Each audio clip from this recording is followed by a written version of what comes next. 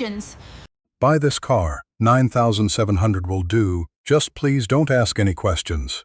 Her fractured scream shredded the viscous, suffocating air of the morning. It was accompanied by a piercing clatter as a cluster of keys, bearing the gleaming golden crest of Porsche, was hurled violently, skidding through across the grimy glass counter of my pawnshop. It was 9 in the morning. The unforgiving, blazing sun beat down, reflecting blindingly off the hood of the Porsche 911 GT3 RS that had just braked, scorching rubber right outside my door. The girl stood there, her chest heaving violently within the confines of a pitch-black, skin-tight, genuine leather racing suit. The glossy hide was drenched in sweat, clinging ruthlessly to her flesh, transforming what should have been a glorious garment of the speedways into a suffocating husk. Her eyes were wide, feral, brimming with the primal terror of someone who had just watched the scythe of the Grim Reaper graze her throat. You'd think, faced with a $500,000 windfall dropping from the heavens, a ragged pawnbroker would eagerly snatch those keys? No. I stared at her with the most deafening silence, leisurely picked up the expensive cluster of keys, savored the chill of the metal for a few fleeting seconds, and let go, throwing them straight into the rusted iron trash bin beneath the counter. What the hell does 10 grand matter when the luxurious machine out there is, in reality, a mobile coffin being tracked straight to the headquarters of the DEA's Major Crimes Unit? Hello, I'm Silas. Have you ever, in your entire life, been stabbed in the back by someone sharing your own blood, shoved to the absolute brink of hell just out of sheer greed? Leave a yes or no in the comments below so I can gauge just how thoroughly rotten the world out there truly is. But for now, sit tight, because I am about to tell you how I commandeered this luxurious coffin and dug a grave for the perpetrator. 9:15 in the morning. The outside temperature had already breached the threshold of endurance for those accustomed to air-conditioned sanctuaries. The air in this city during midsummer never possessed a shred of clarity. It was perpetually sluggish, dense with humidity, and choked with the exhaust of tens of thousands of internal combustion engines groaning across the avenues. From the dim, moldy corner of my pawnshop, reeking of rotting wood and rusted metal, I slowly observed the destructive presence that had just swept through my glass door. The Porsche 911 GT3 RS, parked haphazardly on the sidewalk, was still. The flat sax boxer engine growled in deep, rhythmic pulsations, violently vibrating an atmosphere that was already stifling. The searing heat, radiating from the cooling vents and the carbon fiber hood, spiraled upward in lazy waves, distorting the blinding sunbeams that hammered the asphalt. Yet the entity emitting the most ferocious heat, the one truly scorching the senses at this moment, was not that $500,000 mechanical beast, but the woman staggering before me, Evelyn. A name typically tethered to the covers of prestigious magazines, elite tea parties, or the dazzling champagne-soaked podiums of F1 tracks. Today, however, that angel of velocity was drowning within her own proud armor. She wore a one-piece racing jumpsuit forged from full-grain leather, pitch black, clinging mercilessly from her ankles right up to her Adam's apple. Under the naked, brutal daylight spilling through the front door, the attire laid bare a pathetic sense of displacement. Real leather, which inherently requires the frigid chill of midnight street races to breathe, was now shrinking beneath the 95-degree heat, constricting every millimeter of her body with ruthless intent. The cold alloy zipper, running from her collar down to her waist, had been yanked open in a desperate bid for air, exposing the flushed, oxygen-starved skin of her upper chest. The lethal allure of her hourglass figure remained undeniably present. The glossy, skin-tight leather squeezed her impossibly narrow waist, writhing to embrace the sharp flare of her hips and the robust curve of her backside, producing dry, rustling friction with every terrified shift of her weight. But I did not look at her with the ravenous eyes of a lustful man. Through the lens of a fixer, I saw only a young beast being boiled alive inside a glass cage. Drenched in sweat that streamed down her temples, her chestnut curls were plastered against cheeks so deathly pale they lacked a single drop of blood. The exorbitant Tom Ford perfume, a heavy scent of black orchid and oud wood, was completely overpowered by the sour stench of sweat, the acrid odor of baking leather, and the palpable reek of sheer unadulterated terror violently assaulting my olfaction. She bit down on her lower lip until it ruptured. A streak of vivid red blood seeped out, blending with her smudged lipstick to forge a hauntingly dilapidated visage. Her gaze could not focus. Her pupils darted frantically, continuously sweeping the sun-dazzled street outside, as if behind that hazy curtain of heat lay a pack of rabid hounds bearing their fangs in wait. She didn't need a handful of loose cash. She had brought this car to my squalid corner of the world simply to beg for an evaporation, a complete obliteration of her own existence from the face of the earth. I hoisted my heavy frame from the torn leather chair, slipping past the glass counter. The steel toes of my boots struck the plywood floor with slow, rhythmic creaks. Every step I took seemed to squeeze Evelyn's ragged breathing just a fraction tighter. "My shop pawns goods. We don't purchase homicides, miss," I rumbled, a flat, emotionless timbre sharpened by decades of cleaning up the toxic refuse of the upper echelon. I didn't look at her again. I walked straight out the door, advancing toward the metallic beast growling beneath the sun. The sunlight lashed fiercely against my skin.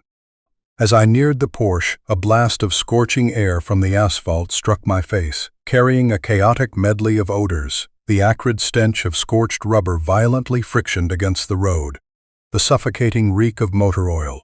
But deep beneath that static of olfactory noise, the instincts of a demon who had long dwelled in the underworld abruptly awakened. I froze at the rear of the vehicle. I dropped to one knee, indifferent to the boiling asphalt searing through the rough denim of my jeans. Tilting my head, I brought my nose close to the dual titanium exhaust pipes, which were trembling violently. It wasn't the usual smell of exhaust.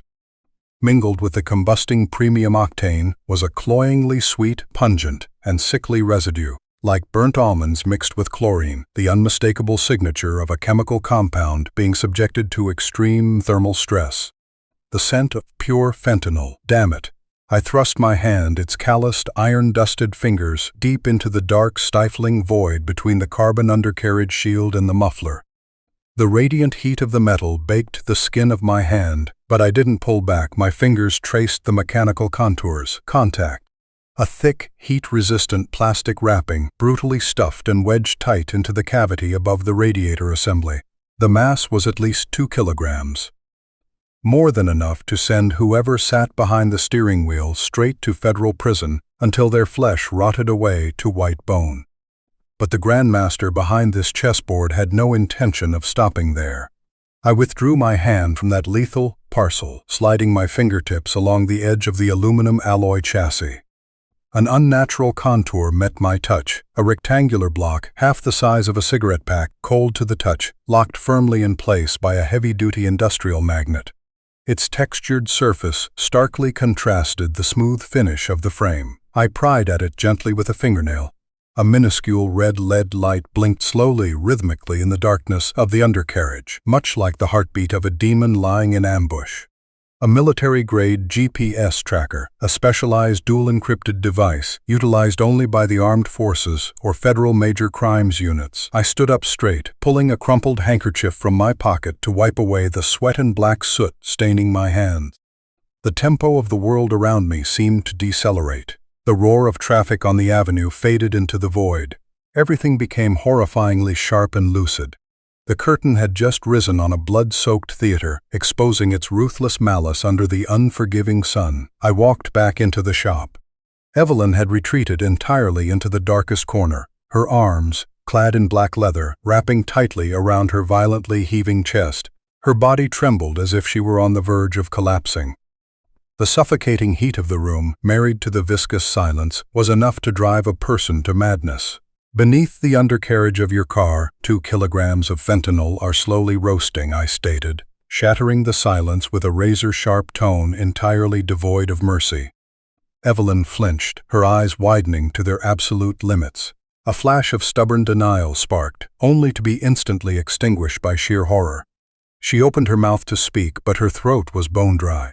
"Don't feign surprise," I advanced, planting both hands on the glass counter, bearing down on her with the full weight of the truth. 2 kilos of fentanyl isn't something a mechanic accidentally slips in during an oil change. But that isn't even the worst part. The worst part is that right next to that brick of narcotics is a satellite tracker, actively transmitting your coordinates on a 10-second loop. And I'd wager this entire shop that the signal is feeding straight into the DEA's servers. Evelyn's legs turned to jelly.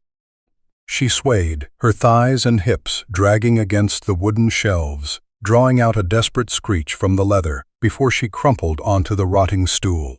Her hands flew up to cover her face, fingers digging into her tangled hair. A sob broke free, heavily pressed within her chest, choked, agonizing. "It's him. It has to be him," she whispered, her voice fracturing like shards of glass, raining down on a stone floor. "Julian, my half-brother." I nodded slowly, extracting a cheap pack of cigarettes from a drawer and striking a flame. The spark flared, smoke plumed, spiraling lazily through the beams of light slashing across the doorframe. The pungent odor of tobacco filled the space, somewhat masking the stench of her panic. The death of an empire always begins with the vultures dividing the spoils. I took a long, deep drag. "Your billionaire father is lying in an ICU waiting to be taken off life support, correct? And if you get busted with enough dope to catch a life sentence without parole, the morality clause in the will automatically crosses out your name. The entire trust, the shares and the family dynasty will legally and gracefully fall right into the lap of your dutiful little brother." Evelyn looked up at me. Her tear-filled eyes reflected the utter despair of a bird trapped inside a cage of barbed wire that was slowly shrinking. She had once dominated racetracks at 200 miles an hour. She could navigate dead man's curves, yet she was entirely blind to the pitch-black detours of human malice. "What do I do?" she shrieked, a sound of total loss of control. The breasts compressed within the leather jumpsuit shuddered violently. "I just drove that car halfway across the city. He called me early this morning, claimed the car's electrical system was throwing errors, and told me to drive it to his garage across town so he could check it. I believed him. He deliberately dictated my route. The police are coming here, aren't they? They're going to raid this place, slap cuffs on me, and my life is over." She shot up, her leather boots slamming against the floor. Panic had triggered her fight-or-flight response. "I have to go. I have to leave the car, catch a cab, run. I can't let them catch me here. Sit down." I roared, a deep, guttural command harboring an overwhelming destructive force that reverberated off the exposed brick walls. That frigid interdiction struck her like an invisible backhand, halting Evelyn in her tracks and sending her crashing back down onto the stool. I walked around the counter, closing the distance between us. My massive shadow fell over her, swallowing the last fragile sliver of light illuminating the racer's ruined face. The scent of tobacco, mixed with the rugged musk of a hardened man, breathed into the cramped space separating us. "Use that melting brain of yours and think," I whispered, parsing out every syllable slowly, as sharp as a straight razor. "If you run now, you become a sewer rat with a nationwide warrant. Traffic cameras have already captured you clutching the steering wheel of that Porsche, cruising across the city for the past hour. You escape today, and tomorrow your face will plaster every Interpol red notice. Running away is literally hammering the final nail into the coffin your brother built for you." Evelyn held her breath, the tight leather around her neck strained tightly with every dry swallow. "So you want me to sit here and wait for them to put the cuffs on me?" "No," I smirked, a smile that my former clientele among the ultra-rich used to shudder at. It was the smile that signaled the genesis of utter devastation. Killers motivated by money are usually hasty, clumsy, but killers motivated by envy, by the need to usurp and validate themselves. They are pathological narcissists. Your brother doesn't just want to throw you in a cell. He designed a flawless trap as intricate as an art performance, timed perfectly in broad daylight to drag your honor through the mud in front of the media. And the DEA are merely the guests of honor he invited to the show. I leaned down, locking my gaze onto Evelyn's violently trembling eyes. When dealing with a narcissist, never play defense. Give him a grander, more spectacular stage. Let him confidently step into the spotlight, and then watch him slip his own neck into the noose. The invisible noose hadn't even finished tightening before. From the distant horizon of the avenue, a sound began to shred the sweltering air, hammering an oppressive rhythm against our chests. Sirens. Initially, it was just a faint, wailing thread hiding behind the engine noise of passing traffic, but within seconds, it amplified into a cacophony of ear-splitting shrieks, crisscrossing like a pack of starving wolves catching the scent of blood. The sirens of the DEA's Major Crimes Unit didn't sound like ordinary patrol cars. They shrieked in urgent, aggressive bursts, mercilessly clawing at the eardrums. Evelyn violently flinched. The entirety of her musculature beneath that pitch-black, genuine leather spasmed in a paroxysm of absolute panic. The dry, creaking friction of the expensive leather rubbing against itself echoed starkly in the cramped room, sounding eerily like bones being ground to dust. She stumbled backward, her back slamming hard against a steel shelf cluttered with moss-covered antique radios. Her chest heaved frantically, desperately trying to suck in the room's meager, stale oxygen to no avail. The cold sweat seeping from her pores thickened, overpowering the expensive perfume, melding with the blistering heat to form an invisible pressure crushing her ribcage. They're here. She stammered, her wide, round eyes submerged in an unmaskable terror. Her trembling hand reached for the glass door's handle, pure survival instinct urging her to flee, to bolt from this trap before armored police cruisers sealed off every avenue of escape. I reached out, snatching her wrist before those wine-red manicured fingers could graze the metal. Her wrist was ice-cold, clammy with sweat in total opposition to the searing, blistering heat radiating from the asphalt outside. I squeezed lightly, just enough to transmit a measured yet undeniable restraining force, pulling her backward. "Fleeing means you are signing your own confession," I gritted out, my baritone voice flat and still as a stagnant pond, forcing her erratic heartbeat to falter. "I already told you, play him, and you are the one who survives." I let go of her hand, pivoted, and strode swiftly the rusted steel cabinet in the corner of the room. From the bottom drawer, I yanked out a specialized insulated rubber glove and a pair of non-magnetic alloy medical tweezers. Time was no longer measured in minutes, but by every approaching shriek of the sirens, growing sharper by the second. Stepping out into the blinding sunlight, the 95-degree heat immediately slapped my face with a searing blast. I dropped flat onto the curb, coated in coal dust and blackened trails of motor oil, and slithered back beneath the undercarriage of the Porsche 911 GT3 RS. The boiling asphalt baked through my rough shirt, pressing against the flesh of my back like a colossal iron. The pungent aroma of fentanyl rising from the dual exhaust pipes mingled with the stench of burning rubber, shooting straight up my nostrils and inducing a nauseating gag reflex. But my mind locked solely onto a single red dot blinking sluggishly in the crevice, the military-grade GPS unit. The architecture of this toy was profoundly venomous. If I used brute force to rip it off or sever its backup battery, the internal anti-tamper relay would instantly transmit a dead man switch signal to the DEA's servers, permanently locking its final coordinates precisely at this pawnshop. Dozens of heavily armed agents would swarm this place in under 3 minutes. I held my breath, sweat beaded on my forehead, tracking down the bridge of my nose before dripping salty tears onto the pavement. My arms snaked through the narrow gap between the boiling radiator assembly and the carbon fiber tie rod. Alloy tweezers carefully slipped into the microscopic groove between the neodymium magnet and the car's aluminum frame. With a highly surgical leverage, so slow that the muscles in my forearm cramped, I gradually severed the magnetic pull without jarring the internal circuit board. A muted click echoed faintly. The cold metallic block fell cleanly into my rubber-gloved palm. The red lead continued to blink rhythmically. The signal was still transmitting. The electronic heart of the trap was still beating. Simultaneously, an earth-shaking rumble thundered from the mouth of the alley. It wasn't police sirens. It was the heavy mechanical roar of a massive diesel engine. A super-heavy articulated scrap metal transport truck, its hull battered and rusted, caked in dried mud, was slowly turning into the lane to head toward the outer highway. The stench of rotting industrial waste and dense diesel exhaust rolled in, consuming the already stifling air. A dry smirk crept across my lips. Perfect. I shimmied out from under the Porsche, rising just as the behemoth scrap truck lumbered past the shop. Using the deafening screech of its hydraulic brakes as cover, I took a long stride to the edge of the street, swinging my arm and slamming the highly magnetic GPS block hard against the underbelly of the rusted container. A dull thud was swallowed whole by the engine's roar. That ghostly red dot clung fiercely to the oxidized steel, hiding amidst layers of dried sludge.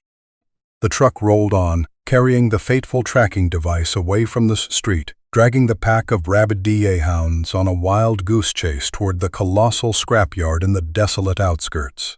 The ghost had been relocated, but the corpse remained.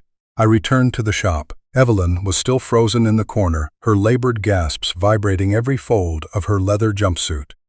Ignoring her panic, I marched straight to the safe hidden behind the counter and pulled out a Panasonic Toughbook military laptop clad in thick, shock-absorbing rubber armor. Grabbing a specialized data adapter cable, I headed back outside, throwing open the driver's side door of the Porsche. The chill of the automatic climate control wafted out, carrying the scent of luxury leather and walnut dashboard trim, a regal aroma fiercely contrasting the shop's squalid backdrop. I leaned inside, plugging the cable into the OBD2 diagnostic port suspended just beneath the steering column. The laptop in my hand booted up.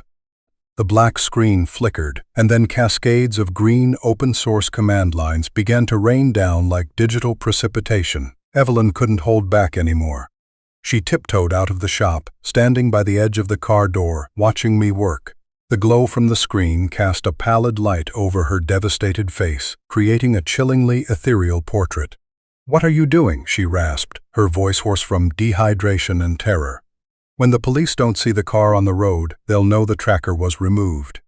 "Simply moving a tracker is amateur hour," I muttered, my 10 fingers dancing relentlessly across the stiff mechanical keyboard. The rhythmic clatter echoed emotionlessly, mimicking the cadence of a digital neurosurgery. "Your brother is a control freak when it comes to technology. He won't rely solely on a GPS signal. This $500,000 machine is constantly pinging the manufacturer's servers via its integrated telematics. We have to give him and the police exactly what they are dying to see. The spectacle of you plunging straight into hell." My fingers bypassed the security protocols of the Porsche's Engine Control Unit, ECU. These systems are designed to thwart hackers, but for someone who had spent countless nights in the underworld dissecting stolen machines, it was like a complex padlock that came with a master key from the inside, the OBD2 port. I breached the internal firewall, plunging directly into the crash data recorder partition. "I'm writing a demonic script for this car's brain," I said, not bothering to look up at her. "I am injecting a simulated catastrophic crash telemetry packet into the central server. The system will immediately log it and broadcast an automated SOS. My hands input the lethal variables into the command line. Current speed, 150 km/h. Engine ARP 1000. Steering angle, 45-degree loss of control. Impact sensors. Total engagement. Front and side curtain airbags deployed. Engine forced emergency cutoff due to catastrophic chassis deformation." I slammed the enter key. A deep mechanical clack echoed from the depths of the engine bay. The Porsche 911 GT3 RS, a masterpiece of German engineering, shuddered abruptly, and its menacing growl died instantly. The digital dashboard flickered, then erupted into a sea of glaring red error warnings. The vehicle's electronic nervous system had officially certified its own death warrant. In the cyberspace ether, this car had just suffered a catastrophic high-speed collision, crushed at coordinates matching the precise trajectory of the scrap truck out there. The automated distress beacon had just fired into the satellite network. A deathly silence fell over the street. Only the faint whirring hum of the laptop's cooling fan remained. "It's done." I unplugged the cable and snapped the laptop shut. "On the grid, you just perished along with 2 kilos of burning narcotics inside a crushed heap of metal wedged beneath a garbage compactor. Get inside. Your ghost has just been born." We returned to the shop, navigating through the dark showroom to enter the small back room. Here the temperature dropped significantly, courtesy of an archaic air conditioning unit rattling in the corner of the ceiling, dripping water steadily into a jagged plastic bucket. The air tasted of mildew, moss, and decaying paperwork. The sudden shift in temperature, coupled with the temporary release of nervous tension, made Evelyn's knees buckle. She stumbled toward a tattered faux leather sofa. Her red manicured hands clumsily, tremblingly gripped the metallic pull of the zipper on her racing jumpsuit. A sharp hiss rang out as the zipper was yanked down, liberating her breasts from their suffocating confinement. Evelyn opened her mouth, dragging in a deep, long gulp of air. her chest heaving like a drowning victim just breaking the water's surface. The black genuine leather had glued itself to her sweat-drenched skin. She had to exert force, grimacing in pain as she peeled the oppressive armor off her shoulders, sliding it past the sharp curve of her hips. The sound of leather detaching from flesh produced wet, haunting noises. The garment slumped to the floor, collapsing into a heap like the shed skin of a massive reptile. Stripped of the prison that had bound her, Evelyn was left wearing nothing but a soaked sports bra and panties. She curled up, wrapping her arms around her bare, goosebump-covered flesh as the cold air from the rattling AC washed over her.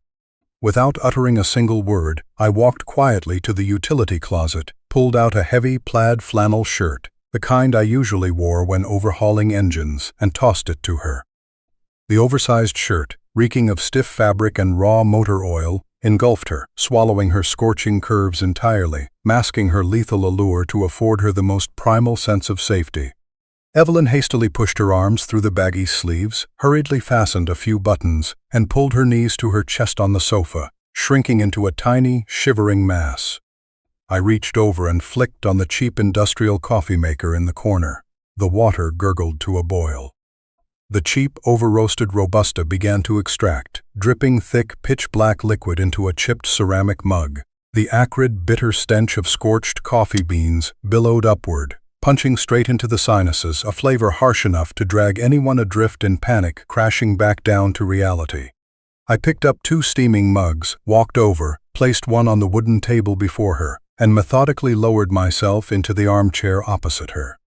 The tempo of everything slowed, congealing in the bitter taste melting on my tongue as I took a sip. Evelyn clutched the mug with both hands. The radiating heat brought a faint flush to her pallid cheeks. She kept her face bowed, her breath rippling across the pitch-black surface of the liquid. What will he do next? Her voice surfaced, hollow and frail. Julian, when he hears about the crash, when he sees the signal drop. He's just going to sit in his secure penthouse and wait for the lawyer to call and say I'm dead, isn't he? I shook my head slightly, placing the ceramic mug on the table. A dry clack rang out, my gaze pierced through the thin veil of steam, pinning her wavering pupils down. That is the thought process of an ordinary coward, I murmured, my tone akin to performing neurosurgery on the young billionaire's brain. But your brother isn't ordinary. He suffers from pathological narcissism. The disease of those born at the finish line, who perpetually believe they are the center of the universe, the director of a play where everyone else is just a ragged rag doll. I leaned back, crossing my arms over my chest. If Julian merely wanted you dead, he would have hired a hitman to put a bullet in your head in a dark alley.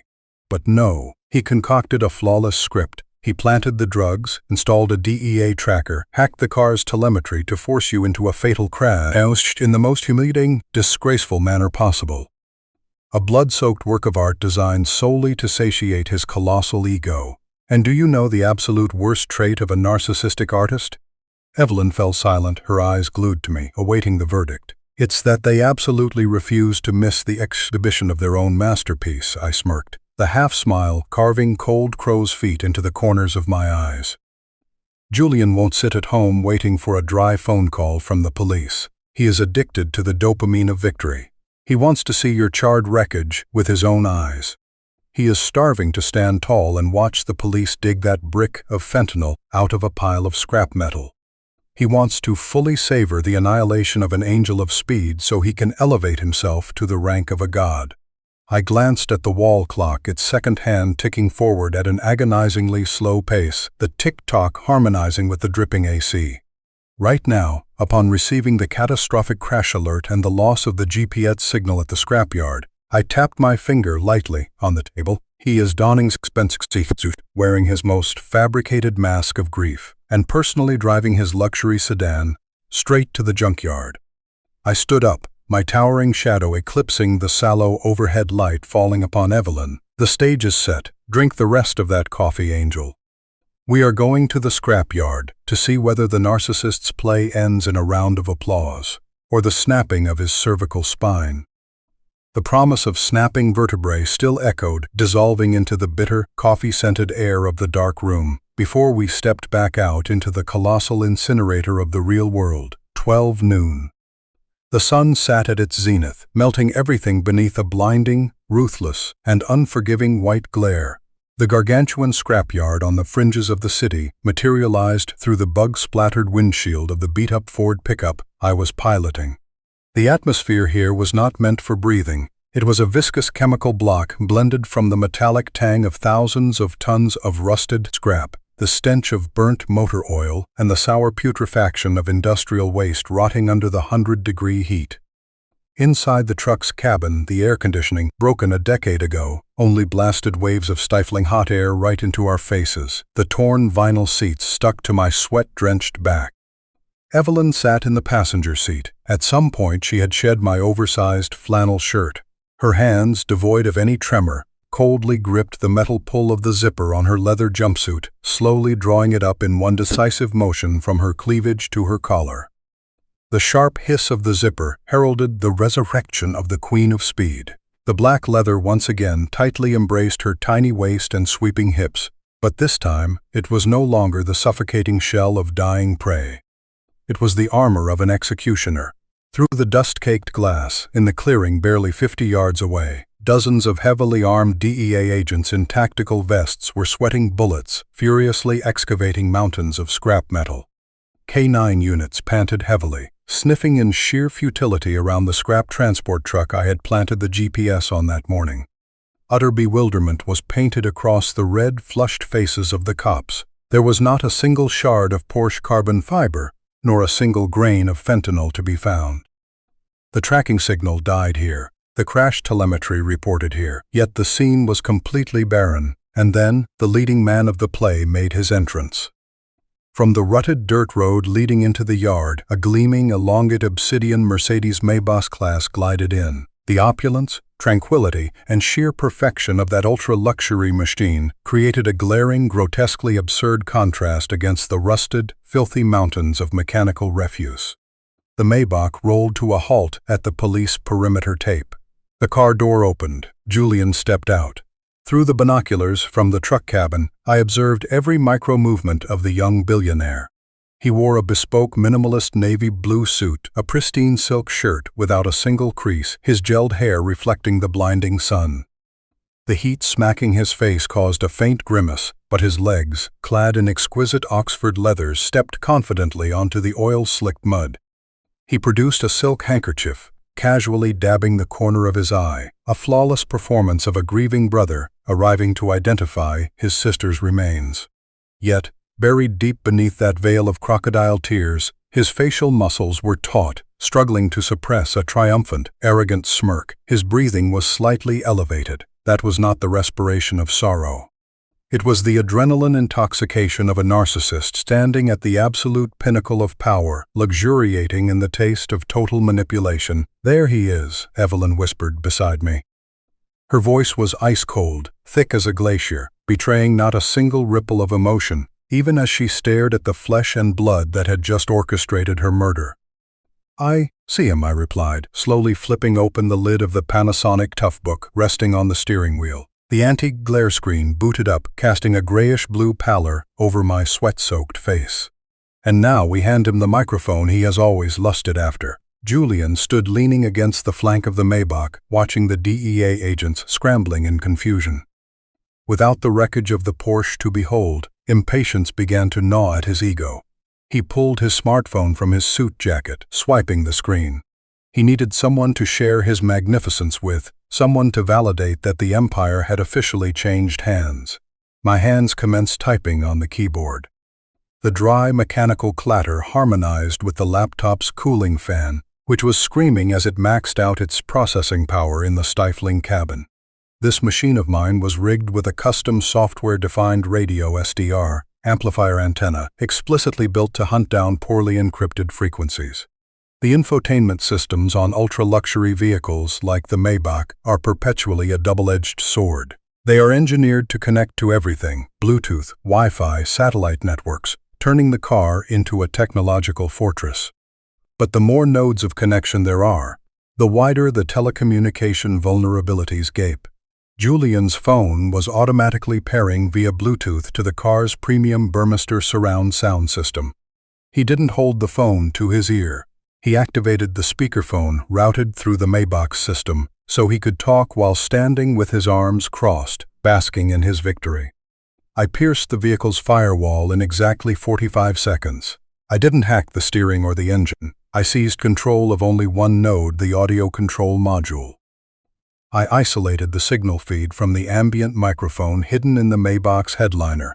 Through my laptop speakers, the rustle of static interference flared, and then Julian's voice came through crystal clear, deep, resonant, echoing with absolute, supreme arrogance. He was calling the family's lead attorney. "Yes, Mr. Davis, that's right, I'm at the scene." "It's horrific, I mean an absolute tragedy." Julian's voice dripped with faux sympathy as he let out a highly theatrical sigh. Then he lowered his pitch, the mockery beginning to bleed through his teeth. "No, the police haven't recovered the body yet. But you know how it is, that stupid bitch was driving the Porsche at 150 kilometers an hour. The DEA said the signal vanished right here at the compactor. She must have panicked so badly she drove the car and herself straight into the grinder." "You ask why she panicked?" Julian chuckled. A dark, filthy, guttural laugh of pure scum masquerading as the elite. "Because I stuffed 2 kilos of pure fentanyl into her exhaust pipes this morning, sir. I even attached a tracker dialing straight to the DEA. She's a speed whore, but far too ignorant to realize who actually holds the steering wheel of her life. Trigger the morality clause in the will immediately. The old man is going to flatline in a few days, and I want every document transferring the trust fund ready on my desk by tomorrow morning." In the sweltering truck cabin, Evelyn clamped her eyes shut. Her hands, sheathed in leather gloves, clenched into fists so tight the knuckles audibly cracked against one another. The betrayal, now verified by raw, merciless audio, slashed apart whatever microscopic shred of familial bond remained. "Are you ready?" I asked, my index finger hovering over the enter key. "Kill him." Evelyn opened her eyes, her gaze now as razor-sharp as a surgical scalpel fresh out of an antiseptic bath. I hit the key. An audio routing command sequence, compressed into a radio wave packet, shot straight into the ether. I wasn't merely eavesdropping. I had utilized my SDR equipment to scan the low-frequency VHF tactical bands the DEA agents on site were using for internal comms. What unfolded next transpired at an agonizingly slow, grotesque pace. Like a slow-motion film suffering from dropped frames, approximately 30 DEA agents digging through the scrap heaps abruptly froze. Almost in perfect unison, they raised their hands to press their earpieces deeper into their ears, or bowed their heads toward the shoulder-mounted radios on their tactical vests. Their internal communication network had just been overridden. Instead of dry logistical reports, a crystal-clear broadcast, dripping with the arrogant timbre of the upper echelon, blasted straight into the eardrums of 30 federal officers. "Because I stuffed 2 kilos of pure fentanyl into her exhaust pipes this morning. I even attached a tracker dialing straight to the DEA." Julian's confession played back on an endless loop I had established, echoing over and over from the radios broadcasting on loudspeaker. Amidst the dead silence of the scrapyard, save for the hot wind whistling through rusted iron, the billionaire's voice rang out with terrifying clarity. Julian, standing beside the Maybach, having just pocketed his phone, registered the atmospheric shift. He saw dozens of pairs of eyes belonging to heavily armed agents slowly turn, locking their sights onto him. The brilliant sun beat down on the narcissist's face, which was rapidly draining of all color. His trademark half-smirk froze solid. Absolute paralyzing panic crashed down like a hurricane tearing through his mind. Instinctively, he reached up to adjust his tie in a defensive gesture, but it was far too late. "Dia, hands on your head, get down on the ground right now." The bellowing commands ripped the silence to shreds. The thundering stampede of boots on the gravel, the chilling, mechanical clack of dozens of M4 assault rifles, Glock 19 sidearms chambering rounds in unison, their muzzles aimed squarely at the expensive Navy suit. Julian's arrogance shattered into a million pieces. He staggered backward, his hip slamming into the hood of the Maybach. His knees buckled involuntarily as 3 massive agents tackled him. A tremendous kinetic force slammed him down. His face was violently pinned against the black, glossy metal of the luxury sedan, which had been baking under 100-degree heat. A stifled shriek of pure, scalding agony erupted from his throat, mixing with the sickening scent of searing flesh and hair gel burning against the metal. The icy steel of the handcuffs bit into his wrists with a piercing snap. A life sentence had just been sealed and branded right onto his back. At that moment, the rusted door of the pickup truck popped open, letting out a slow, agonizing groan. Evelyn stepped out. Her high-collared leather boots struck the gravel with the majestic rhythm of a queen who had just executed a traitor. The blinding sunlight was no longer an oppressive force. It illuminated the pitch-black racing suit clinging tightly to her lethal curves, transforming her into an entity of terrifying dark authority. She did not rush. She walked deliberately toward the police perimeter, where her brother was pinned down, his face pressed to the smoking hood, his eyes rolled back in agony and sheer terror. Julian saw his sister, a phantom of flesh and blood, gorgeous and glacial, stepping out from the mirage of the death he himself had orchestrated. His eyes bulged so wide the crimson veins stood out starkly. His throat emitted senseless, guttural grunts like an animal being slaughtered. He realized he was not the director of this play. He was merely a foolish marionette led by the nose straight to the guillotine. Evelyn stopped 6 feet away from him. She didn't utter a single syllable. There was no barrage of insults, no tears of resentment, no dramatic slap across the face. She simply stood there, arms crossed over her chest, staring directly into his dilated pupils with a gaze of utter, exhausted pity, devoid of all emotion, as cold as looking at a pile of scrap metal devoid of any recycling value. A gaze that utterly crushed whatever fragments of a soul the enemy had left. She turned on her heel, her rhythm fluid and decisive, leaving behind the ruins of a man who had just forfeited his freedom, his honor, and a colossal fortune. She opened the passenger door of the battered pickup, climbed in, and pulled the door shut. I threw the gear shift. The ancient truck shuddered, belching a thick cloud of black smoke before lumbering forward, merging into the rushing traffic of the highway, erasing every trace of the two phantoms who had just manipulated the entire board. People often preach that blood is thicker than water. Tragically, when faced with a multi-million-dollar will, that blood reeks fouler than any subterranean sewer running beneath this city.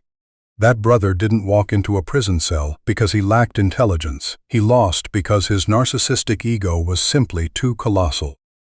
He was addicted to the delusion that he was a god with the right to dispense death and manipulate the fates of the weak.